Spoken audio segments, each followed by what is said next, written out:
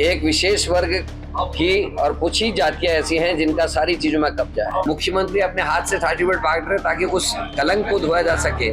जो इन्होंने कहा था 2 करोड़ लोगों को प्रत्येक वर्ष हम नौकरियां देंगे, नौकरियां तो नहीं दी लेकिन बेरोजगारी बढ़ी है। देश के कुल 24 लोगों में 16 लाख करोड़ रुपए के कर्जे भारतीय जनता पार्टी की सरकार ने माफ किए हैं। वहीं गरीबों को 10,000 5,000 रुपए की वसूली के लिए तंग किया जाता है। किसानों के कर्ज माफ नहीं किए जाते। मनरेगा से 100 दिन के रोजगार से आप भोजन तो दे सकते हो, लेकिन उनका सामाजिक उत्थान आप नहीं कर सकते।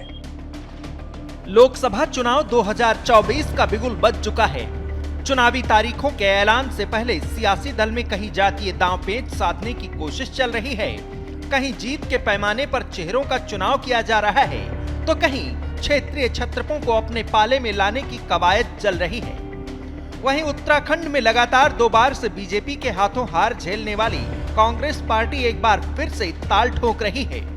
भले ही बीजेपी ने कांग्रेस पार्टी के सामने क्लीन स्वीप का ऐलान कर दिया हो, लेकिन कांग्रेस पार्टी बीजेपी के सामने सियासी बल आजमाने को तैयार खड़ी है।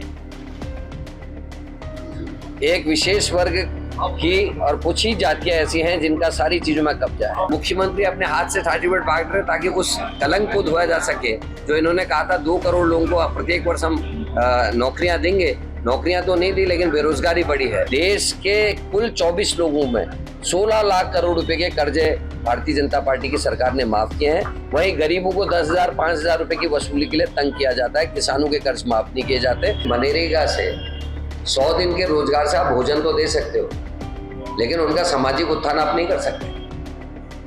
चुनाव करीब आ रहा है, ऐसे में राजनीतिक पार्टियों की तरफ से बयानबाजियां भी शुरू हो गई हैं। उत्तराखंड कांग्रेस के प्रदेश अध्यक्ष करण माहरा ने मंगलवार को प्रेस कॉन्फ्रेंस की। इस दौरान उन्होंने बीजेपी को आड़े हाथों लिया। माहरा ने बीजेपी और आरएसएस पर निशाना साधते हुए संविधान का हवाला दिया। इस समय देश के संविधान को भारी खतरा है, क्योंकि बीजेपी के सांसद ही इस बात को कह रहे हैं कि 2024 के चुनाव में 400 का संख्या पार करते ही हम बाबा भीमराव अंबेडकर के संविधान को बदल देंगे। कांग्रेस पार्टी पहले से जातीय जनगणना का समर्थन करती आई है।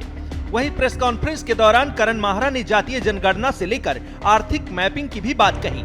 साथ ही राहुल गांधी के नक्शे कदम पर कर्ज माफी से लेकर कॉरपोरेट और कर्ज माफी के बड़े मुद्दों पर बीजेपी को घेरा।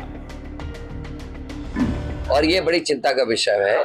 इस समय देश को ऊपर उठाने के लिए आवश्यक है कि जातीय जनगणना के साथ साथ आर्थिक मैपिंग की भी आवश्यकता इस समय आ रही है, क्योंकि हमारे नीति निर्धारक जो कांग्रेस के विचारक हैं, उनका ये मानना है कि देश के 99.50% से ज्यादा लोग भागीदारी में पीछे हैं। उत्तराखंड में कांग्रेस पार्टी लगातार 2 बार से बीजेपी के हाथों मात झेलती आ रही है। बीजेपी कांग्रेस के सामने एक बार फिर बड़ी जीत दर्ज कर हैट्रिक की बात कर रही है। वहीं कांग्रेस पार्टी कई सवालों की बौछार कर बीजेपी को सियासी रूप से घेरने में लगी है। उत्तराखंड के सियासी गलियारों में कांग्रेस पार्टी मुद्दों की भी तलाश में जुटी है। उत्तराखंड की अलग अलग सीटों पर प्रत्याशियों को लेकर कशमकश चल रही है।